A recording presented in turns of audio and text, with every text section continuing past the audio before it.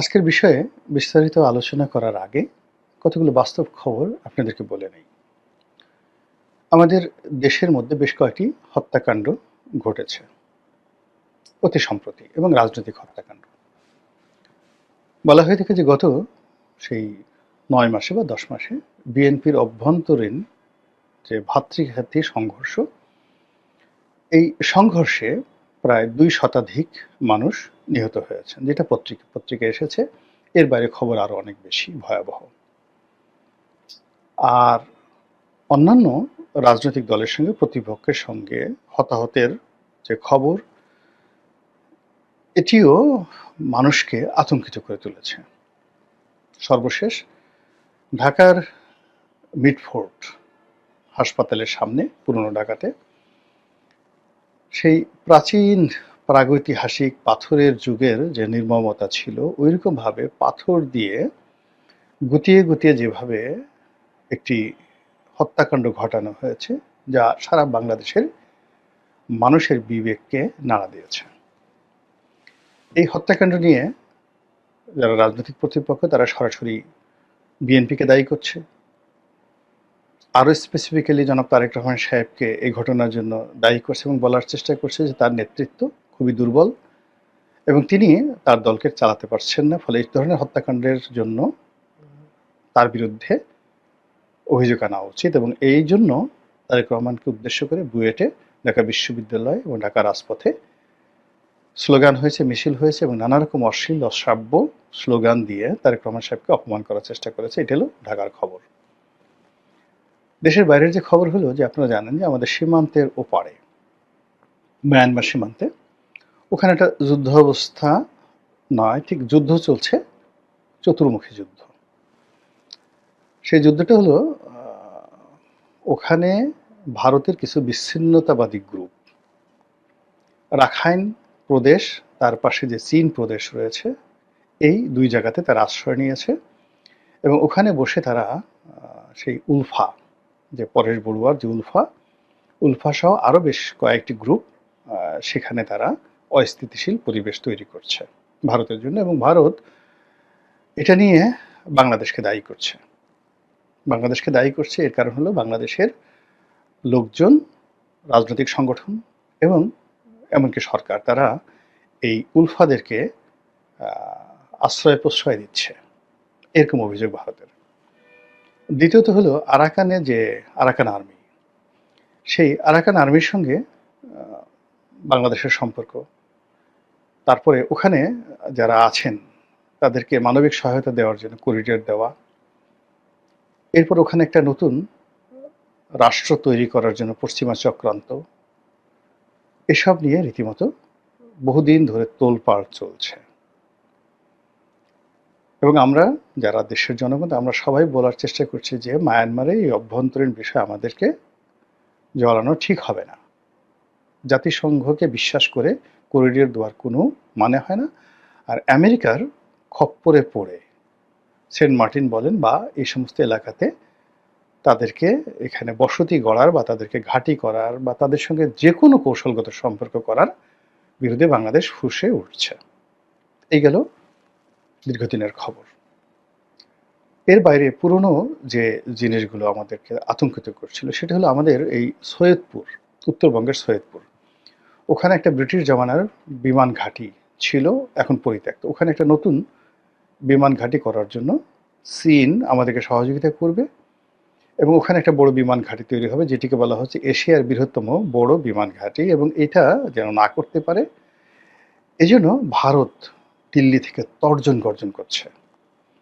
এবং সেই সৈয়দপুর ঘাঁটির উল্টো দিকে ভারতের যে ঘাঁটি রয়েছে, বিমান ঘাঁটি, সেখানে ভারত ড্রোন, দূরপাল্লার মানে স্বল্পমাত্রার ক্ষেপণাস্ত্র, বিমান বাহিনীর একটি ইউনিট থেকে শুরু করে পুরো একটা যুদ্ধের মতো অবস্থা, এক যাকে বলা হয় এক রেজিমেন্ট সৈন্য, পুরো একটা রেজিমেন্ট সৈন্য, সেখানে অতিরিক্ত ৮,০০০ সৈন্যের একটা বাহিনী সেখানে মোতায়েন করা রয়েছে বাংলাদেশ সীমান্তের ওপারে।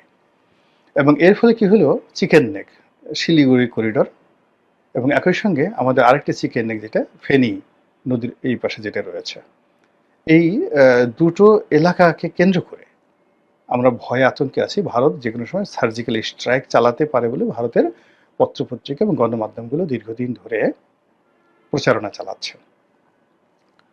তো এই আন্তর্জাতিক যে দেশের যে অবস্থা তার সঙ্গে সঙ্গে আন্তর্জাতিক এই যে সমস্যাগুলো এটা গত 10-11 মাস ধরেই আমরা শুনে আসছি। এর মধ্যে দুটো যুদ্ধ হয়ে গেল। প্রথম যুদ্ধ যেটা হলো ভারত পাকিস্তান যুদ্ধ হলো এবং এটা কাশ্মীরের মুসলমানদেরকে কেন্দ্র করে। সেই যুদ্ধ শেষ হলো, এরপরে শুরু হলো ইরান এবং ইসরায়েলের যুদ্ধ। এবং এই দুটো যুদ্ধ নিয়ে ভারত খুব ব্যস্ত ছিল। এর কারণ হলো ইসরায়েলের সঙ্গে তার নিবিড় বন্ধুত্ব, আমেরিকার সঙ্গে বন্ধুত্ব, আর এদিকে পাকিস্তানের সঙ্গে যুদ্ধে তার সরাসরি জড়িয়ে পড়া। ফলে বাংলাদেশ বিষয় নিয়ে তার চিন্তা ভাবনা করার সময় ছিল না এবং এই দুটো যুদ্ধ বন্ধ হওয়ার পর এখন ভারত পরিপূর্ণভাবে বাংলাদেশের ব্যাপারে মনোযোগী হয়ে পড়ছে এবং এটাই হলো আমাদের আতঙ্কের বিষয়। আর মাসটা হলো জুলাই এবং আগস্ট মাস, আমাদের যখন শনির দশা ঘুরতে থাকে জাতির উপরে। এর মধ্যে যে পিলে চমকানো খবর সেটা হলো ভারত ড্রোন দিয়ে তারা ওই যে আরাকান রাজ্যে হামলা চালিয়েছে এবং সেখানে বহু সংখ্যক হতাহতের ঘটনা ঘটেছে যারা এই উলফা বিদ্রোহী। ভারতের আসাম রাজ্যের যে সকল বিদ্রোহী আসামকে স্বাধীন করতে চাচ্ছে এবং এই উলফা, পরেশ বড়ুয়া এবং এদের জন্যই চীনা মদতে 10 ট্রাক অস্ত্র বাংলাদেশের মধ্য দিয়ে যাচ্ছিল। এই অভিযোগে বিএনপিকে দায় পোহাতে হয়েছে এবং মানে কি বলবো যে বিএনপিকে ক্ষমতা হারাতে হয়েছে এবং একটা 1-11 এসেছে এই 10 ট্রাক উলফা ঘটনাকে কেন্দ্র করে।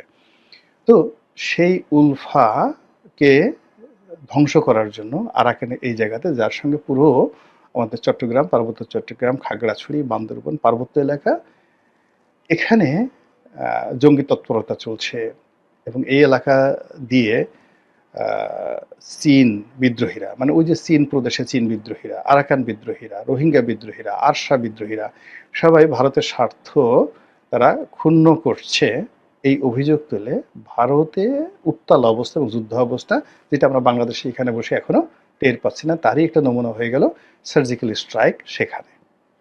এখন ভয় হলো যে যে সার্জিক্যাল স্ট্রাইকটা তারা করেছে মায়ানমারে, ঠিক সেম সার্জিক্যাল স্ট্রাইক তারা যদি বাংলাদেশের যে গহীন অরণ্য থানসি, যে থানসির গহীন অরণ্যটা বলতে গেলে এই বিভিন্ন গেরিলা যোদ্ধা, এটা ভারতের বিচ্ছিন্নতাবাদী আছে, মায়ানমারের বিচ্ছিন্নতাবাদী আছে, আমাদের পাহাড়ি ভাই বোনেরা যারা বিচ্ছিন্ন ওখানে স্বাধীন জুমল্যান্ড করতে চায় তারা আছে। তো সেই থানসি গভীর অরণ্যে এই জঙ্গি ঘাঁটি আছে, তারপর শেষে নানা রকম যাকে বলে অভিযোগ ভারত করে আসছে এবং সেখানে তারা সেই সার্জিক্যাল স্ট্রাইকটা চালায়। কি হতে পারে বলেন তো? আমরা কি করতে পারি এই সময়টাতে? এই আতঙ্কটা আমাদেরকে কিন্তু পেয়ে বসছে এবং যারা এই ধরনের খবরাখবর রাখেন তারা নানা রকম সমীকরণ তৈরি করার চেষ্টা করছেন। অন্যদিকে যদি এটা সৈয়দপুরের দিকে গিয়ে আর একটু এগোয়, সিলেট সীমান্তে যদি ভারত বাড়াবাড়ি করে, তার সঙ্গে আওয়ামী লীগ তো দিল্লিতে, কলকাতাতে, আসামে, গুয়াহাটিতে, ত্রিপুরাতে তারা ওত পেতে বসে আছে। হাজার হাজার আওয়ামী লীগের নেতাকর্মী সেখানে গিয়ে তাদের বাড়ি ঘর নির্মাণ করে তারা কখন এই ভারতের সহযোগিতায় বাংলাদেশে আসবে, বিএনপিকে উল্টে ফেলবে, ইউনূস সরকারকে উল্টিয়ে ফেলবে, এই স্বপ্নে যারা বিভোর হয়ে আছেন এবং তাদের যারা লোকজন আছেন বাংলাদেশের কর্মীরা, তা তো প্রতি মুহূর্তেই সেই এখন তো আরও ডক্টর মোহাম্মদ ইউনূস সেই স্টারলিংক ওপেন করে দিয়েছেন। ফলে পুরো স্যাটেলাইট ভিউ, এই স্টারলিংকের মাধ্যমে পুরো স্যাটেলাইট ভিউ এই আওয়ামী লীগের নেতাকর্মীরা তারা বিনিময় করছেন তাদের দাদাদের সাথে এবং তাদের নেতাদের সাথে। আর এরই মধ্যে ঢাকা রাজপথ উত্তপ্ত। বিএনপিকে নিষিদ্ধ করার দাবি, তারেক রহমানকে গালাগালি, তারপর একটার পর একটা হত্যাকাণ্ড ঘটছে এবং সেটিগুলো নিয়ে উত্তাল একটা অবস্থা তৈরি হয়েছে। এবং আপনারা জানেন যে যখন আওয়ামী লীগ সরকারের পতন হলো, এই পতনকে ত্বরান্বিত করার জন্য আগুন লাগানো হয়েছিল। সরকারি অফিসগুলোতে আগুন লাগানো হয়েছিল, ফাইলপত্র পুড়িয়ে দেওয়া হয়েছিল, সরকারি কর্মকর্তাদেরকে মারধর করা হয়েছিল, পুলিশকে পিটানো হয়েছিল, পুলিশকে মারা হয়েছিল, অস্ত্র লুট করা হয়েছিল, এবং এগুলো যে বিদেশি মদদে হয়েছে এটা এখন ওপেন সিক্রেট। তো যখনই বিদেশি কোনো শক্তি, সেটা আমেরিকা হোক, ইসরায়েল হোক, ভারত হোক, তারা যখনই কোনো একটা দেশে রেজিম চেঞ্জ করতে চায়, রেজিমের বিরুদ্ধে কাজ করে, বা কোনো একটি রাজনৈতিক দলকে বিপদে ফেলতে চায়, বা নিজেদের পছন্দ মতো লোককে বসাতে চায়, তখন তারা যে কাজগুলো করে সেটা হলো রাতের আধারের কাজগুলো, অপকর্মগুলো তারা বেশি করে। আগুন লাগানো, খুন করা, টার্গেট কিলিং করা, এমন কিছু ঘটানো, এমন কথাবার্তা ছেড়ে দেওয়া, এমন গুজব ছেড়ে দেওয়া যেগুলো সারা দেশ উত্তাল হয়ে যায়। এবং শেখ হাসিনার জামানাতে দেখেন ক্ষুদ্র একটা কথা রাজাকারের নাতিপুতি, এই একটা কথায় তার 15 বছরের বজ্র কঠিন শাসন তছনছ হয়ে গেল। তো একই অবস্থা এখন যে নেই, এটা আপনি বুঝবেন কি করে? 2 নম্বর হলো যে আমেরিকা যদি ওই আটলান্টিকের পাড়ে এসে একজন ডোনাল্ড লুকে দিয়ে তারা শেখ হাসিনার ঘরের মধ্যে ঢুকে যেতে পারে। আপনি চিন্তা করেন, এখন আওয়ামী লীগের লোকজনই বলতেছে যে শেখ হাসিনার সর্বনাশ করেছে ডোনাল্ড টু কার মাধ্যমে? সালমান এফ রহমানের মাধ্যমে।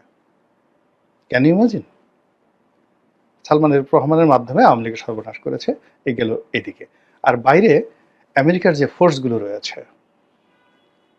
যে শক্তিগুলো রয়েছে, যে এজেন্টগুলো রয়েছে, তারা কিভাবে কাজ করেছে, এটা আর কদিন পরে দেখবেন যে এটা প্রামাণ্য দলিল বের হয়ে যাবে, আজ থেকে 20 বছর পরে। আটকে ওঠার মতো ঘটনা। তো আমেরিকা যদি আটলান্টিকের উপরে বসে একজন ডোনাল্ড লুকে দিয়ে এত অপকর্ম করাতে পারে, তাহলে দিল্লিতে বসে যদি সেই জয়শঙ্কর, নরেন্দ্র মোদী, তাদের অজিত দোভাল, তারা তো মরে যায় নাই, তারা মরে যায় না। এখন সেই অজিত দোভাল যদি আসামে আসে, অজিত দোভাল যদি গুয়াহাটিতে আসে, অজিত দোভাল যদি কলকাতাতে আসে, এবং সেখানে তার যে স্টেশনগুলো রয়েছে, সে তাই স্টেশনগুলো দিয়ে সে যদি সেই ডোনাল্ড ট্রাম্পের মতো কর্মকাণ্ড শুরু করে, তাহলে আপনি কি মনে হয় আমেরিকা যে কাজটা করতে পেরেছে, ভারত কি তার চেয়ে বেশি পারবে না? 2 নম্বর হলো যে আওয়ামী লীগ, ছাত্রলীগ, যুবলীগ যেভাবে তার ব্যবসায়ী লীগদেরকে দিয়ে, সাংবাদিক লীগদেরকে দিয়ে পুরো পরিস্থিতি নিয়ন্ত্রণ করার চেষ্টা করেছে, বর্তমান সরকার কি সেটা সম্ভব? বিএনপির পক্ষে কি সেটা মোকাবেলা করা সম্ভব? ফলে কি হচ্ছে দেখেন, যে সময়টা যাচ্ছে খুবই একটা অস্থির সময়। সবাইকে সতর্ক থাকতে হবে যার যার অবস্থানে, এবং যতটা সম্ভব পরম করুণাময় আল্লাহ রাব্বুল আলামিনের সাহায্য চাইতে হবে। নিজ নিজ অবস্থানে ট্রান্সপারেন্ট এবং সৎ থাকতে হবে, সাহসী থাকতে হবে। এছাড়া যে খারাপ অবস্থার মধ্যে আমরা পড়েছি, আমাদের বদ আমল হলে, বদ চিন্তা থাকলে আমরা এখান থেকে বেরোতে পারবো না।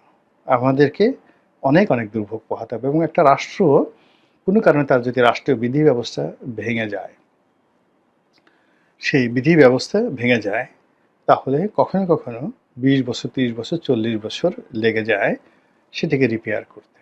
আমাদের রাষ্ট্রীয় পুরো ভিত্তিটি এখন কেঁপে উঠছে। আজকে পড়ছিলাম সিসেরো, আবার নামটা বলছি, সিসেরো। উনি একজন রোমান দার্শনিক, প্রাচীন রোমান সাম্রাজ্যের যুগে, অর্থাৎ জুলিও ক্লডিয়াস যে ডাইনেস্টি, বা জুলিও অগাস্টাস যে ডাইনেস্টি, অর্থাৎ রোমান সাম্রাজ্যের প্রথম শতাব্দীতে সারা দুনিয়াতে যে কয়জন মশহুর দার্শনিক ছিলেন, জ্ঞানী ব্যক্তি ছিলেন, তার মধ্যে এই যে সিসেরো, তিনি প্রধানতম। সিসেরো, তো তার একটা কথা, যে যে কোনো একটা জায়গাতে, একটা রাষ্ট্রের যে কোনো একটা জায়গাতে একটা অবিচার হওয়া মানে সেই অবিচারটি রাষ্ট্রের পুরো বিচার ব্যবস্থাকে ধ্বংস করে দেয়, চ্যালেঞ্জ জানিয়ে ধ্বংস করে দেয়। এবং রাষ্ট্রে এরকম একটা বা একাধিক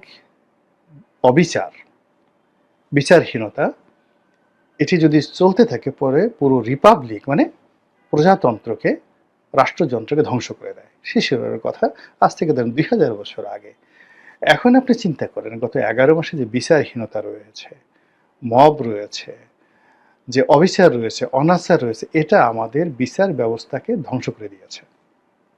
আর যখনই বিচার ব্যবস্থা ধ্বংস করে দিয়েছে, বিচার ব্যবস্থা ধ্বংস করা মানেই রিপাবলিকের ধ্বংস হওয়ার যে রাস্তা পুরো খুলে গেছে। পুরো রিপাবলিক মানে প্রজাতান্ত্রিক যে ব্যবস্থা, এটা আমার কথা না, 2000 বছর আগে শিশুরের কথা, এবং এটা ইন্টারনেটে ঘুরে বেড়াচ্ছে। আজকেই দেখলাম ইন্টারনেটে, আমার চোখে পড়েছে, আপনারা দেখলে আপনারা বুঝতে পারবেন। কাজেই স্বপ্ন দেখবেন বাস্তবতা বুঝে, reality, what is the reality. এখন বাতাস কি, আকাশ মেঘলা, দেখেন মুষলধারে বৃষ্টি হচ্ছে, প্রকৃতি ব্যাড সিগন্যাল দিচ্ছে। জুলাই মাসের এই সময়টাতে বাংলাদেশে যেভাবে ঝড় হচ্ছে, বৃষ্টি হচ্ছে, যা কিছু হচ্ছে, ইটস এ ব্যাড সিগন্যাল। কাজেই এই ব্যাড সিগন্যাল থেকে আল্লাহ রাব্বুল আলামিন আমাদেরকে রক্ষা করুন।